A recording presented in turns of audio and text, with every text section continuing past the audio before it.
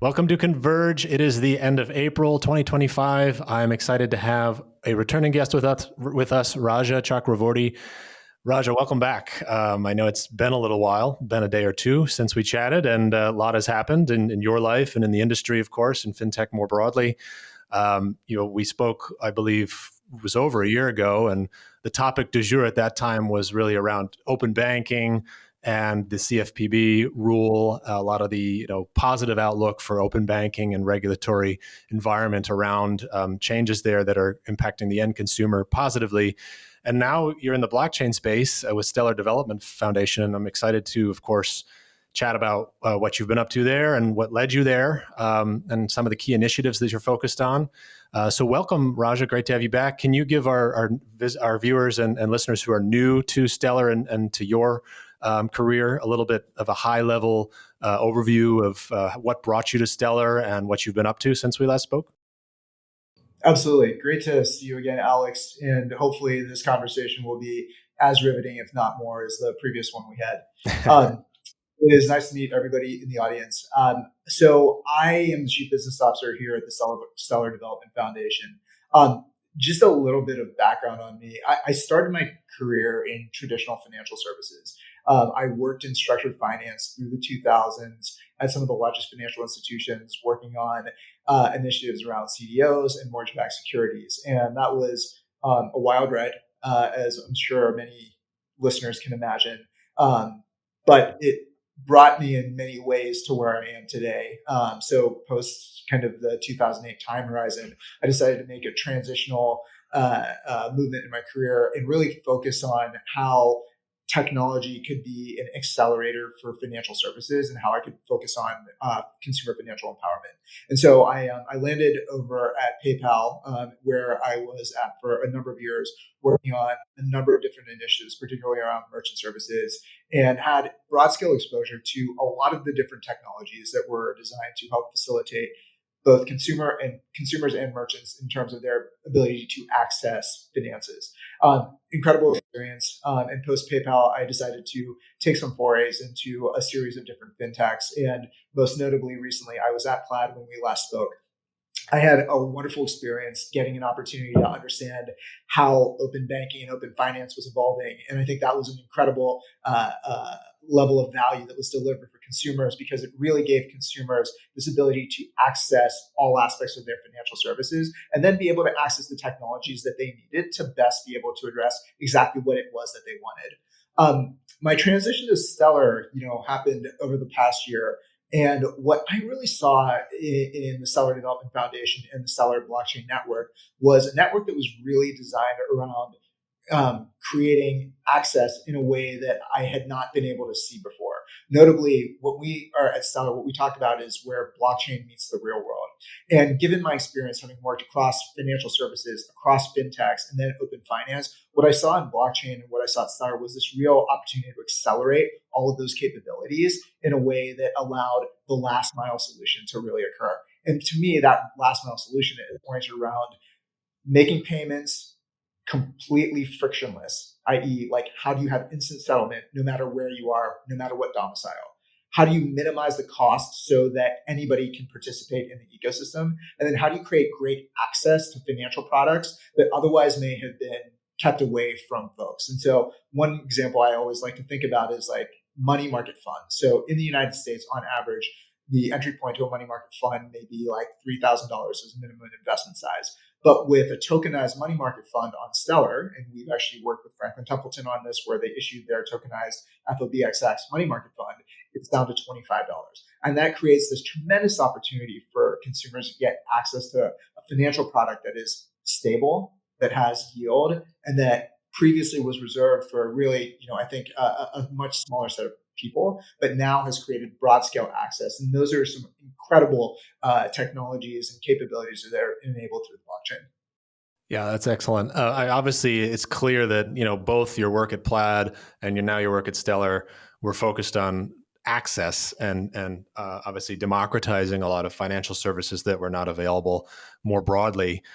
So that's a really great synthesis between the two. Alana, did you want to talk a little bit more about Stellar specifically, so that we can let our cross-border payment side crowd know a little bit more about Stellar in specifics? Yeah, absolutely. And so, I mean, if you had to choose, right, three words to, describe the stellar journey up until this date, what would the three words be? Oh, three words. I mean, there's a lot of words that I think I That's a can tough use to one. describe it. Appropriate words for the listeners, The right? three appropriate words. Okay, that's a much smaller set of words I can use. Okay, I would say inclusion has to be one of the first ones. I mean, we started to talk about that, but I'll dive a little bit deeper into it. Reliability, which I think it is critically important for blockchains to have all of the uptime and really be able to show that they're enterprise grade, because I think that was what is necessary for anything payments related. And then impact. And let me kind of go to kind of the inclusivity point for a second, and then maybe I can go a little further. Yep. So the design of Stellar is at its core a a a cross-border payment blockchain. Mm-hmm. When Jed McCaleb, our founder, built Stellar, the vision was that I want to be able to move money like email. And the concept around that is that we want this to be something that is able to settle almost instantaneously. We want it to be incredibly cheap so that anybody can participate in it. And we need it to be global. And that has really been the focus here. And that is a really dominant aspect of what Stellar is. I mean, we are a global blockchain, and some of the best examples that we have within our network are actually facilitating some of the most important payment and remittance corridors that are available, whether they be from the US into Latin America, whether they be from the European continent to the African continent, or anywhere across the world. That has been a core focus area of what we do. In terms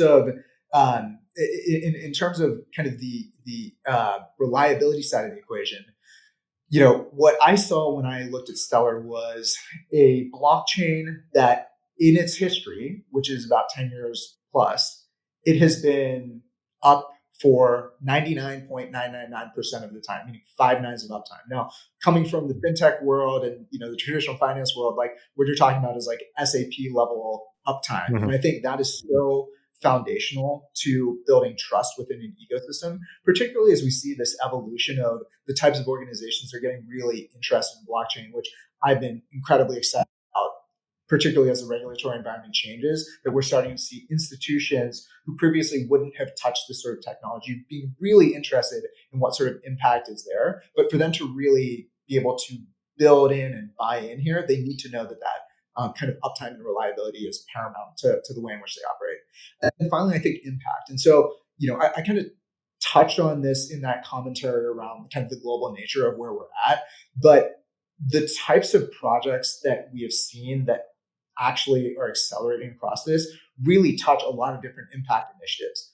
We certainly have really, I think, wonderful stories in the aid and humanitarian space. The United Nations is one example of an organization, UNHCR, that has leveraged the Stellar blockchain to deliver aid into countries where they may have disruptions in their correspondent banking system, or that there may be some gaps in the way in which the government is managing kind of the fiat currency, whether it be in Argentina where there's currency volatility and fluctuations there, or in Ukraine when there's a disruption in the correspondent banking system. Like, these are the types of things that blockchains can be able to, those are the pains that it can solve.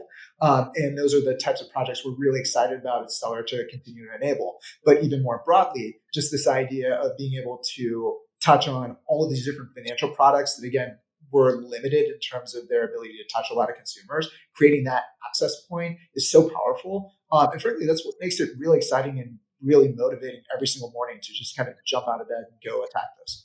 Yeah, I bet. No, those are some terrific value propositions that are sorely needed in cross-border payments, as our customer base, our partners all know very well.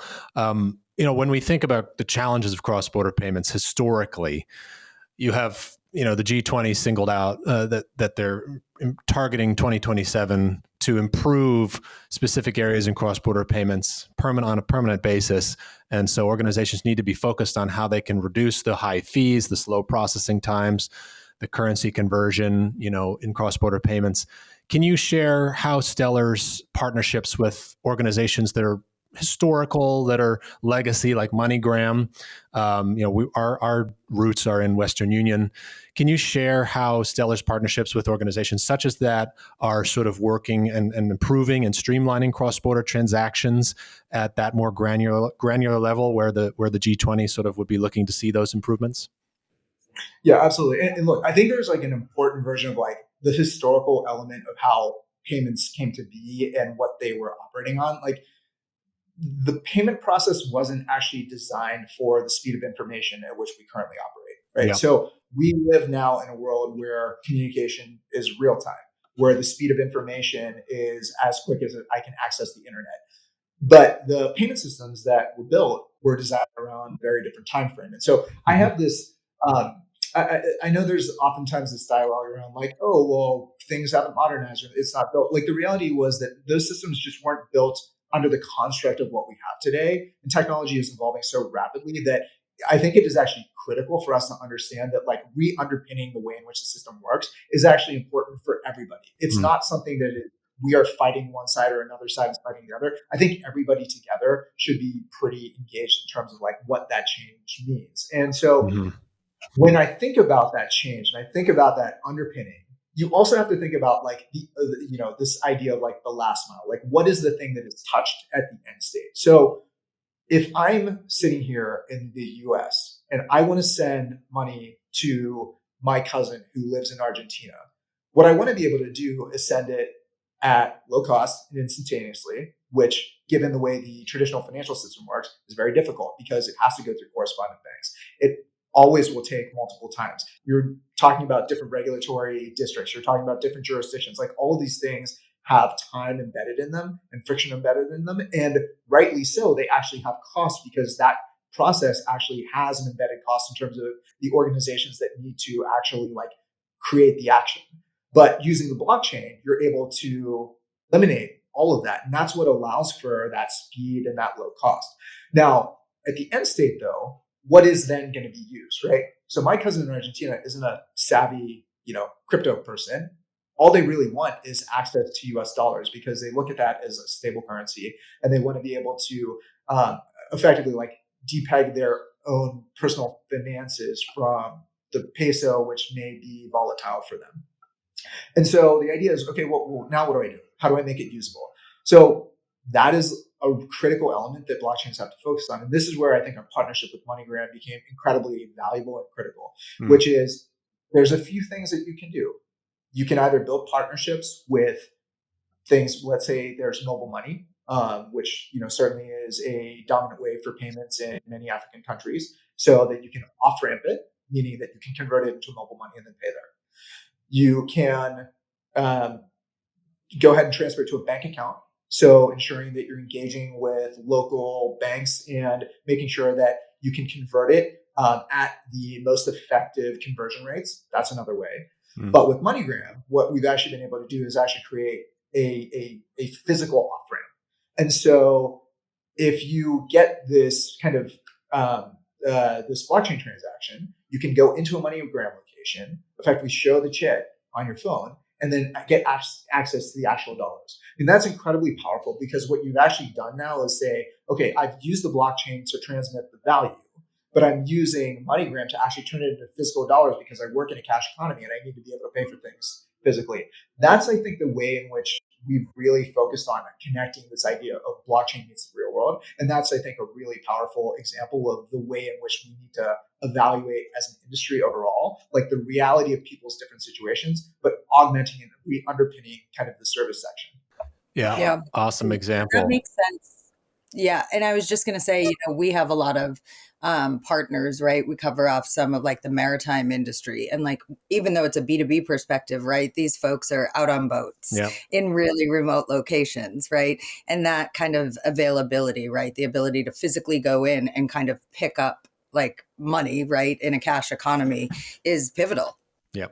I think that's absolutely right. I wanted to ask quickly, because we spoke with Tori from Stellar last year about the Aid Assist program. I was particularly moved by the work being done there in terms of how humanitarian aid is being delivered to those harder to reach, debanked areas. And you just spoke of some of the technical side of how that is achieved. What can you share about Aid Assist, since how it's grown or how it's evolved since our conversation with Tori, which was about, I think, a year and a half ago? Yeah, well, I'm going to give a shout out because Tori is like one of the most awesome individuals at the Stellar Development Foundation. So shout out Tori. But I think the best way to describe it is it's evolved immensely. Actually, we were quite fortunate to be involved in a report that was issued by Citi, I think today, and it is their global report on effectively like blockchain and the adoption of stablecoin. And in that, Danelle Dixon, our CEO, actually has the opportunity to talk a little bit about the way in which we've used Stellar Aid Assist as well as kind of leveraged it for partnerships like the United Nations. But the evolution of Stellar Aid Assist is amazing in that it is a program that actually leverages the Stellar Disbursement Platform, which is effectively like a mass disbursements payouts platform. And that payouts platform is very exciting because it can be used to facilitate, disbursement across a whole number of different individuals while creating traceability, ensuring that the dollar is getting from point A to point B and that is not getting intercepted in any way, which I think is a huge a question when we talk to aid organizations about ensuring those dollars are there, that they're tracked properly. But the reality is that like this platform, that evolution actually means that it can, the way that program works, it can actually scale to so many more things. You can think of any sort of government payments that wants to think about payout solutions being valuable. You can even think about a marketplace who is really interested in distributing payments to their sellers. You can think about other sorts of use cases. Think about like a creator economy sort of thing, where perhaps we work with we actually incubated a wallet called in partnership with Idris Alba that is focused in Ghana. And Idris's concept was this idea that I want to create an opportunity for people in Ghana who are creators and artists to be able to get their content disseminated worldwide. What I have a problem with is actually being able to pay them for their content in a real-time value. Mm-hmm. So we worked with him to develop the Akuna wallet. And the Akuna wallet is a digital wallet which can actually disperse those payments at any point immediately into the system. Now, that underpinning that we talked about with Aid Assist, it's the same underpinning that allows for those sorts of payments to operate. And so what we've really thought about is how do you actually expand on these platforms, make them multi-use, but highly impactful. And it does go back to this kind of concept that we talked a little bit before about, which is reliability, like all based on the same reliability, scalability, low cost. And that's what's ideally going to allow us to continue to scale this product out, hopefully to many, many more use cases. So that's great. Really interesting, that work that you're doing. So shifting gears, right, a little bit. Stellar's 2025 roadmap aims to grow tokenized real-world assets to 3 billion, right? And you mentioned tokenization is more than just creating digital assets. It's about efficiency, accessibility. Can you share some examples of innovative tokenization projects that Stellar is working on today? Yeah, I can definitely. Well, so tokenization is like the most fascinating thing. I think everybody's talking about it, but now you're actually seeing it happen at scale. So there's a few different ways to think about tokenization. I mean, there's tokenizing the US dollar. That's, I think, one of these relatively straightforward examples that people are talking a lot about, which is this idea of a stablecoin. Like, what does it mean? What is the value that can be attributed to it, and where is there going to be an uptake? And I'll tell you, when we are looking at like the total value of stablecoin adoption over the last year, I hope I get the stat right, but I think last year there was a market cap of $235 billion of stablecoins in circulation, and stablecoins processed over $27 trillion in volume. Now, that's really important to recognize when you note that that is more than both Visa and MasterCard combined. So there is like massive utility. We just don't necessarily see it from a US-centric point of view. But if you look at it at a global scale, I mean, it is huge. So that's one version of kind of real world asset, which is like tokenizing just a coin. But let's put that to the side for a second. But I think it is really important. Separately, when we think about real world assets and the other type of assets, that's really what we're focusing on when we're talking about this $3 billion number, which is yield bearing assets that we are now bringing to individuals who typically don't get access to yield bearing assets like that. And so the types of assets that we've been able to bring on chain, which has been really exciting. I referenced kind of Franklin Templeton's FOBXX money market fund as one. We've worked with organizations like Wisdom Tree, who have launched 13 different tokenized assets, including Wisdom Tree Gold, on our chain.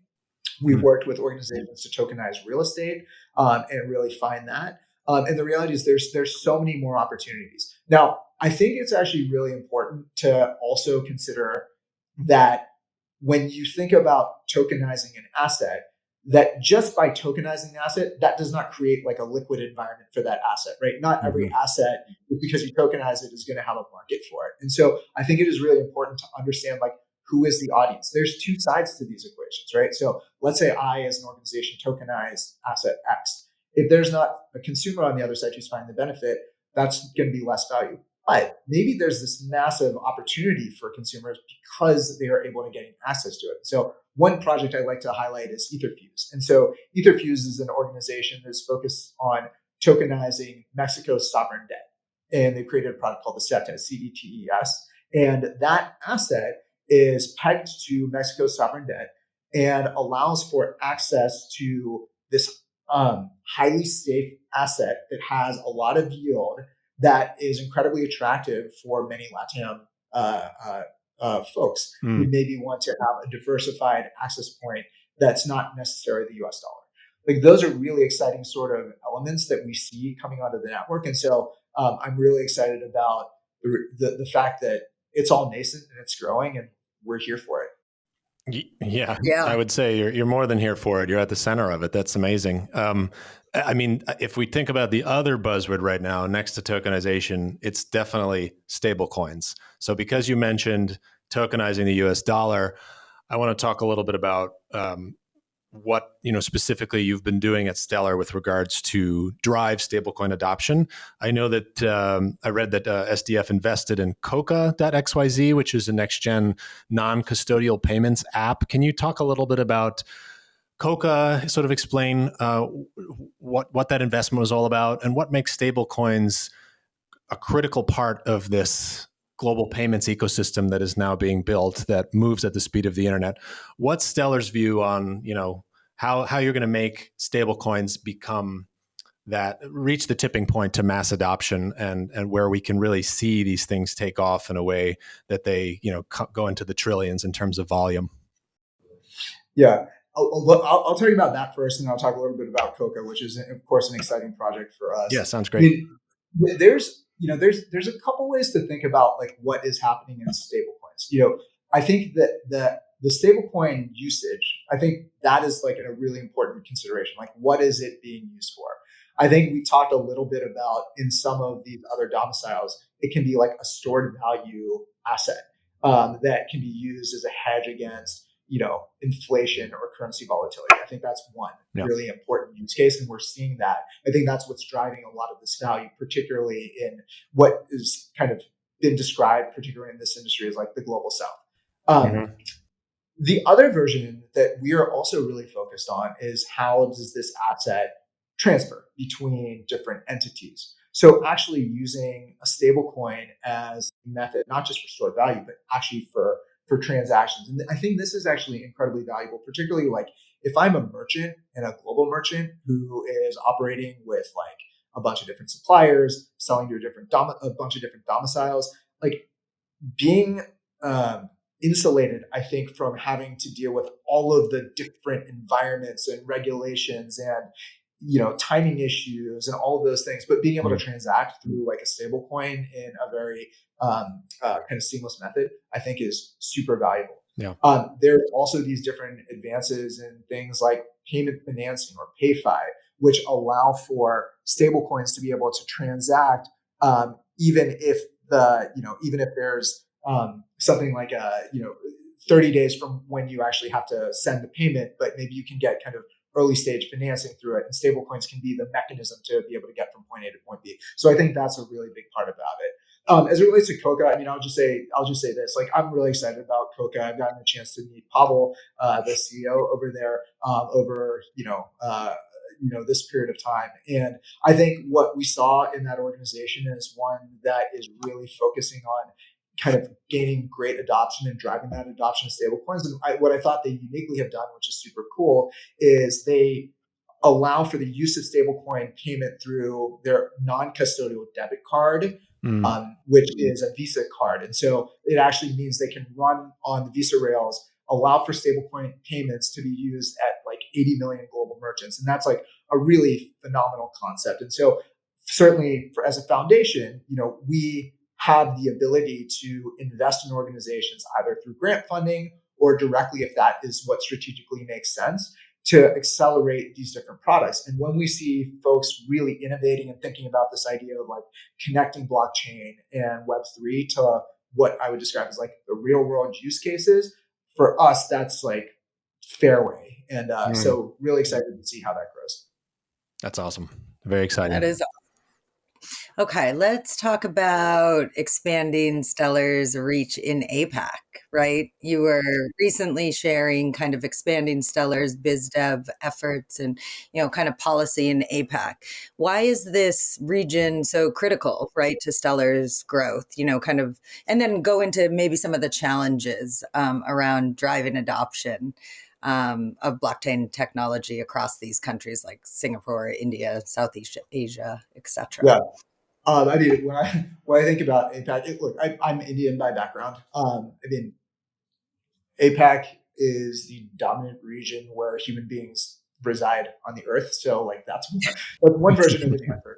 I think it is really critical for us. I think we are definitionally a global blockchain, and we are designing our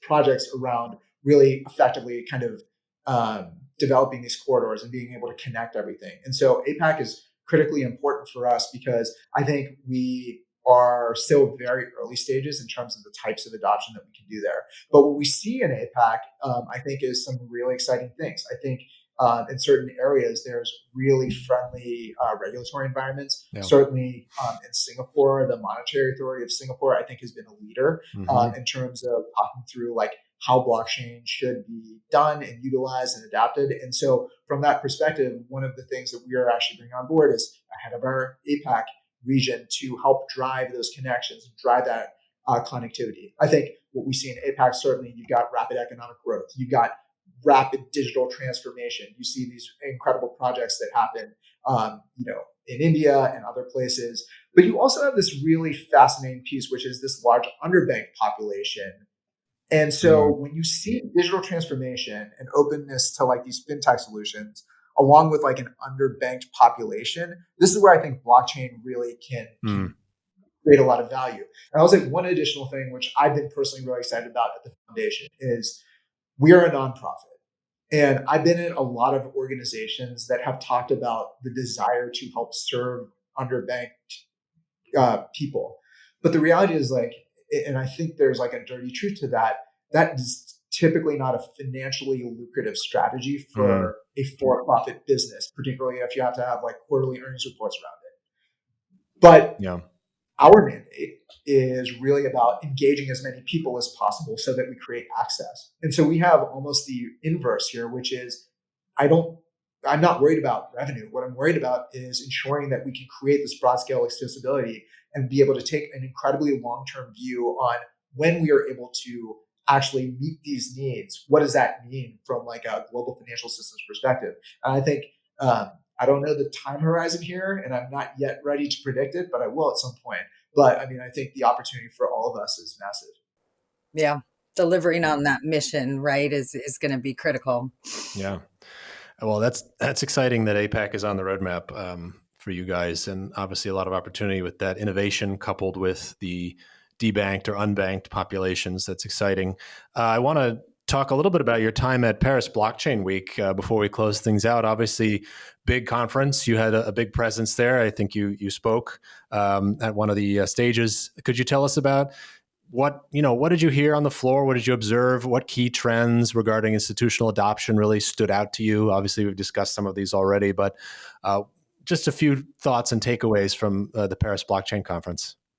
Yeah, well, on a personal level, I started to develop this key trend of eating croissants every morning, which I effectively broke away from. And so that was one thing. Look, I think the trends were very much a lot of the things that we've been talking about here, which was really exciting to see. Like for me, we talked about RWA's real world assets.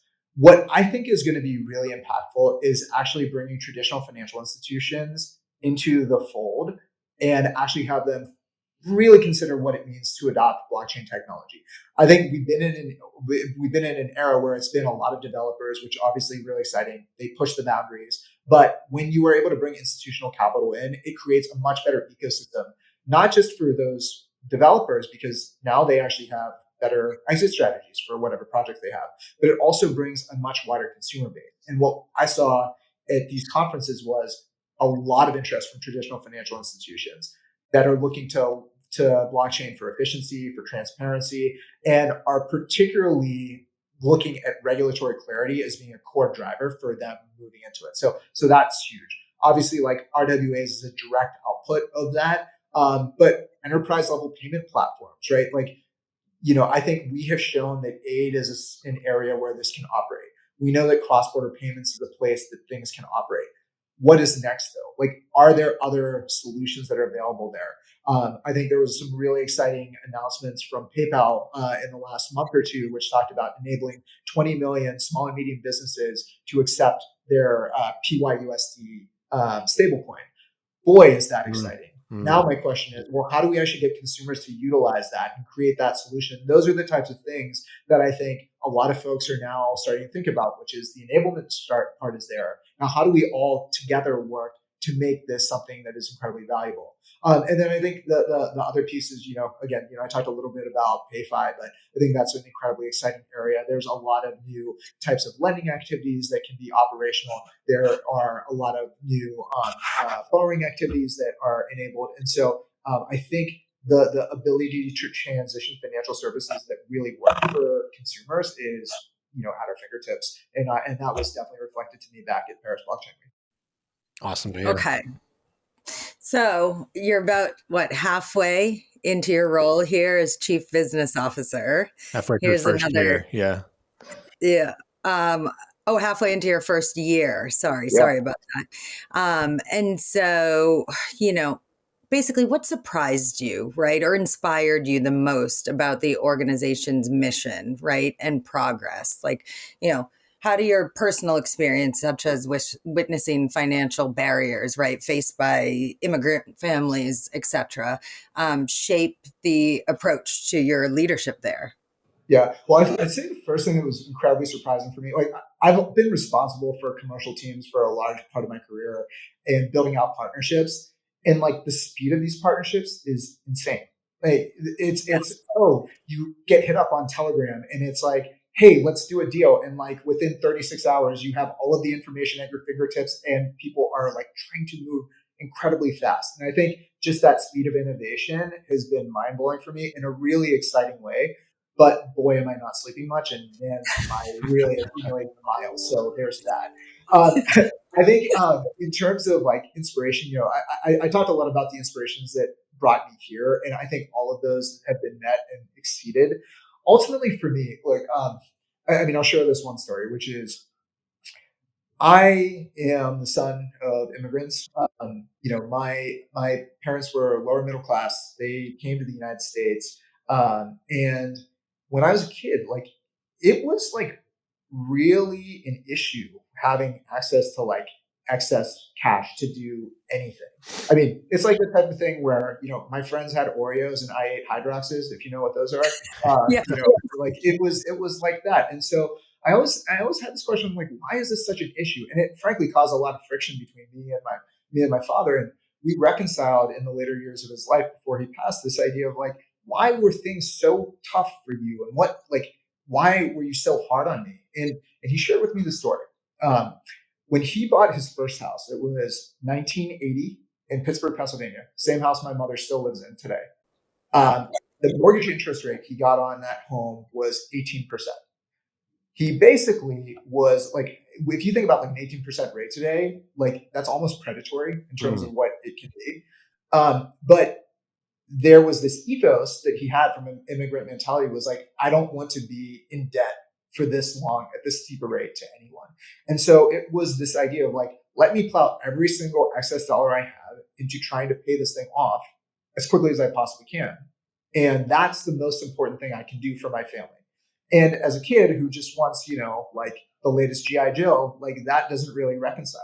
But I see that now. And what I realize when I think about all the impact that we're able to do is being able to create this financial freedom, I guess, for lack of a better word. And I know it's a word that's used a lot, but being able to create that so that people aren't so stuck and focused on like, what can I do? And so scared about losing everything because some small thing happens, but getting access to financial products, getting access to yield bearing assets that they maybe weren't able to get to. Like those are really, really powerful things. And when I think about how I want to lead here at SCF, it's not just about the employees here at the foundation. It's about the entire ecosystem of organizations that we bring to the fold. And so the types of projects we want to empower very much so are ones that really create that empowerment. So I do think it is deeply personal for me. And I've found an organization that reflects the same personal perspectives I have. And so I've been really happy, and hopefully I'll be able to drive some value here.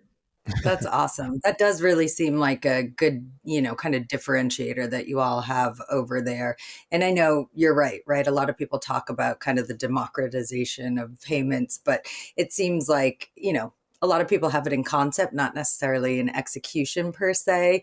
But it does sound like you all are executing. And I feel you too. My dad was kind of first generation here, and I still I got one pair of Keds once, if people know what those are. And then I took the Keds thing off and I glued it on the generic Keds when I was younger. So totally get that. That's awesome. Raja, thanks for sharing those personal stories. I guess just to close things out, can you just what are you most excited about in the space for the second half of 2025 as we inch closer to the summer months? Yeah, I mean, I think it's really designed around like regulatory clarity. I think the U.S. is going to be a huge driver. Again, I focus very much on spending a lot of my time, downtown in New York, talking to financial institutions and talking to them about what needs to be true for you to adopt and build on blockchain. And so I think what I am, hoping to see is more clarity, which drives greater engagement, which yields real product development and innovation, which should hopefully create a positive kind of cycle that I think overall financial services can grow from. So let's see. Yeah, let's see. I think we're well on our way there. That's exciting. Raja, thanks again. Great to see you, and all the best to your team, to SDF, and the whole ecosystem and industry this year. Obviously, we're looking for a lot of positive change, so I'm excited. Thanks, Raja. Appreciate your time. Absolutely. Thank you both. Take care. Take care.